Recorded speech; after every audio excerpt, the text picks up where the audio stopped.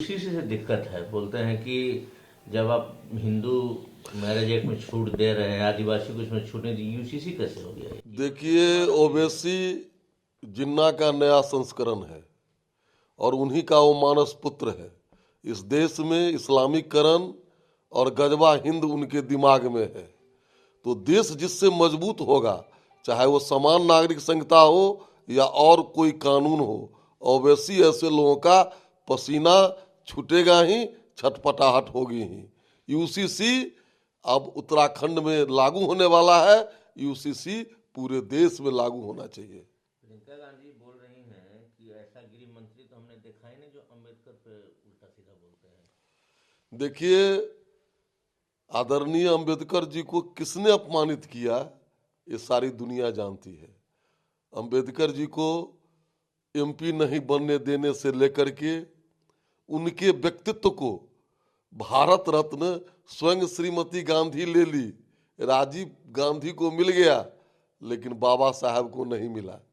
वहीं बाबा साहब को माननीय नरेंद्र मोदी जी ने कहां से कहां उनके, चाहे दीक्षा की भूमि हो, चाहे शिक्षा की भूमि हो, चाहे जन्मभूमि हो, सबों को तीर्थ स्थल के रूप में परिवर्तित किया है नरेंद्र मोदी जी ने और एनडीए सरकार ने।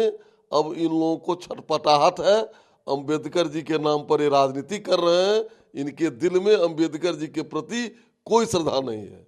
राहुल गांधी से सरकार डरती है, आपको भी डर लगता है? राहुल जी से कोई नहीं डरता है। राहुल जी ऐसा जो किस तरह से अभी हाल ही में देखे हुएगा कि मनमोहन सिंह जी की शोक सप्ताह चल रहा था, उसमें वो विदेश चले गए। राहुल जी चूंकि राजीव जी के पुत्र हैं, श्रीमती गांधी के पोते हैं, इंदिरा गांधी के, इसीलिए उनको कोई पूछता भी है। नहीं तो इस देश में वैसे लोगों को चपरासी रखने के लिए कोई तैयार नहीं है।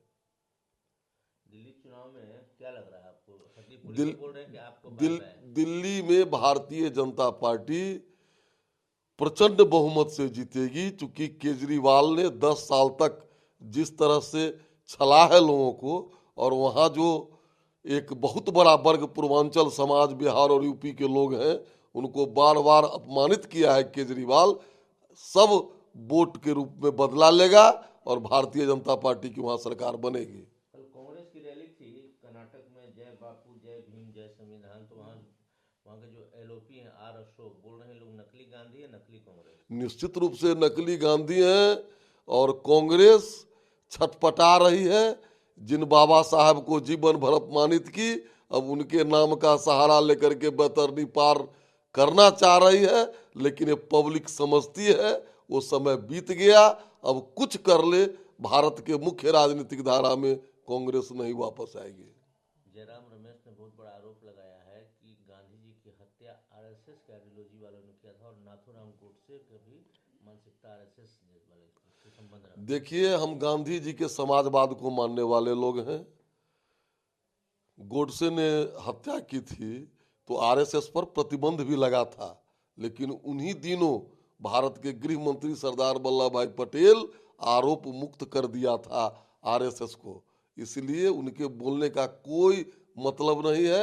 ये लोग आरएसएस की बढ़ती लोकप्रियता से घबरा करके अनाप शनाप आरोप लगा रहे हैं। जीतन राम मांझी ठीक ठाक है?